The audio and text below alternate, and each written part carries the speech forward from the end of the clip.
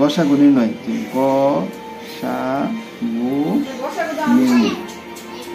গসাগু নির্ণয় করো।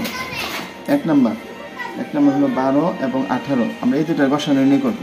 প্রথম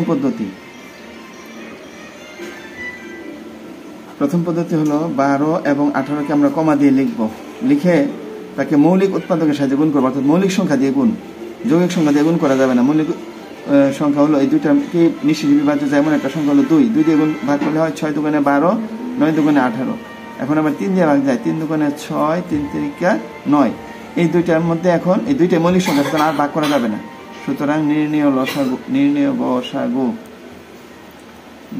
গসাগু সমান হচ্ছে শুধু এই দুইটার গুণফল, 2 এবং 3 এর গুণফল। 2 গুণ 3 সমান 6। দ্বিতীয় পদ্ধতি হলো 12 এবং 18। আমরা নিচে লিখব। 12 এর গুণনীয়কগুলো লিখব। 12 এর গুণনীয়কগুলো হচ্ছে, আমরা জানি 12কে এইভাবে লেখা যায়। 12 সমান 1 গুণ 12, 6 দুগুণে 12, 2 দিয়ে ভাগ করলে 3 দিয়ে ভাগ করলে 3, 4 12, আবার 4 দিয়ে ভাগ করলে 3। সুতরাং 12 এর গুণনীয়ক হচ্ছে 1 2 3 4 6 12। 1 2 3 4 6 এবং 12। 18 এর গুণনীয়ক, 18কে আমরা ভেঙে লিখতে পারি 1 গুণ 18, 2 দিয়ে ভাগ করলে 9 দুগুণে 18, 3 দিয়ে ভাগ করলে 3 6 18, 4 দিয়ে যায় না, 5 দিয়ে যায় না, 6 দিয়ে ভাগ করলে আবার 3 6 18। সুতরাং এইগুলো হচ্ছে রাফ। 18 এর গুণনীয়কগুলো হলো 1 2 3 6 9 18। এখন আমরা দেবো কমন আছে কোনটা। এই যে এটা হচ্ছে কমন, 1 কমন, 2 আছে কমন, তারপরে 3 আছে কমন, আর কমন নাই।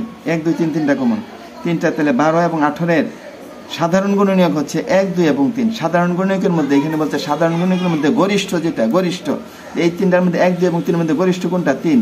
এটি হলো গরিষ্ঠ, এই জন্য 18। সুতরাং 18 ও 12 এর গরিষ্ঠ সাধারণ গুণনীয়ক অর্থাৎ গসাগু সমান হচ্ছে 3। সবচেয়ে বড়টা না, 18 মধ্যে তো 6 আছে, 1 2 3 6 নয় 18 না, এটার মধ্যে তো 6 আছে, আর 6 তো কমন আছে। এই যে 6 কমন, সবচেয়ে বড় হলো 6, এই জন্য 6 হচ্ছে তাদের গসাগু। তাহলে এখানে আমরা প্রথম পদ্ধতিতে করলাম গসাগু 6 আসলো, দ্বিতীয় পদ্ধতিতে গসাগু আসছে 6। এখন তৃতীয় পদ্ধতিতে করব। তৃতীয় পদ্ধতিতে যদি আমরা গসাগুটা করি 12 এবং 18, আমরা 12 দিয়ে 18 ভাগ করে দিই। 12 একে 12, বিকল্প হলো 6 দিয়ে আবার এই ভাজককে ভাগ, 6 দিয়ে 12কে ভাগ করলে 6 দুগুণে 12, ভাগশেষ 0। ভাগশেষ যখন 0 হয়ে যাবে, সর্বশেষ যে ভাজক, সর্বশেষ ভাজকটাই হচ্ছে গসাগু। সুতরাং নির্ণয়